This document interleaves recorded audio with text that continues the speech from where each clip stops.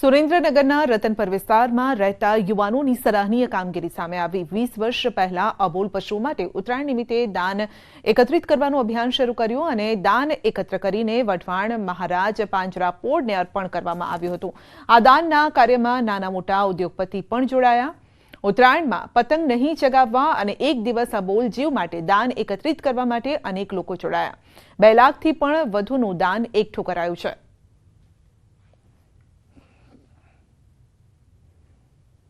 રતનપરના યુવાનો દ્વારા 21 વર્ષ પહેલા વઢવાણ મહાજન પાંજરાપોળના ટ્રસ્ટીઓ મળવા માટે આવેલ કે દુકાળના વર્ષમાં આપણા દ્વારા યુવાનો દ્વારા કોઈ સેવા કાર્યમાં સહભાગી બની વઢવાણ મહાજન પાંજરાપોળ માટે કાંઈ કાર્ય કરો, ત્યારે 10-12 યુવાનો દ્વારા આ કાર્ય શરૂ કરવામાં આવેલું।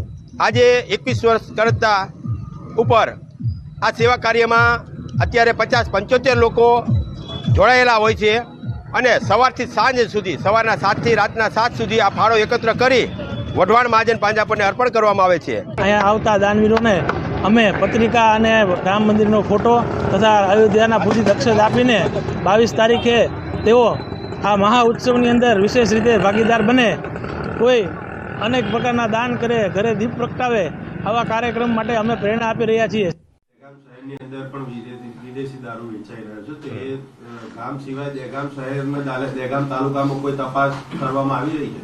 બિલકુલ, બધી જગ્યા પોલીસ તરફથી રેડ વારંવાર કરવામાં આવેલ છે અને આગળ પણ દારૂડીઓ પર રેડ કરવામાં આવશે। આ પ્રતાપ દારૂ ક્યાંથી પોતે બનાવે છે।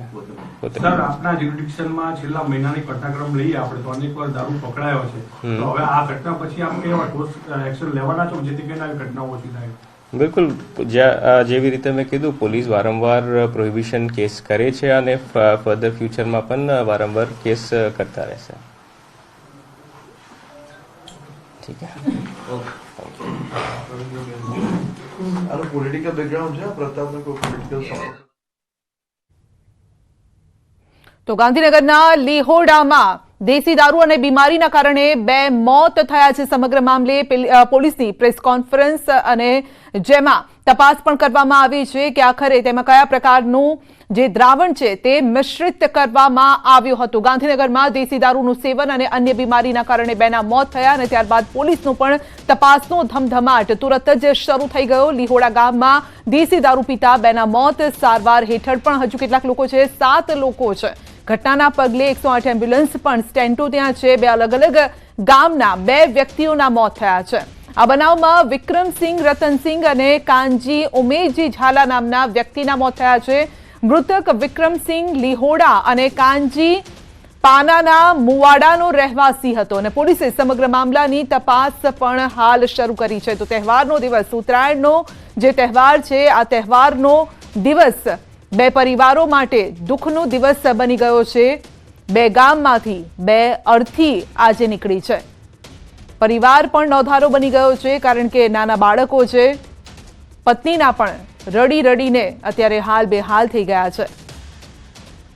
તો પોલીસે પણ તપાસ હાથ ધરી, તપાસમાં અનેક ખુલાસા પણ તેઓએ કર્યા છે।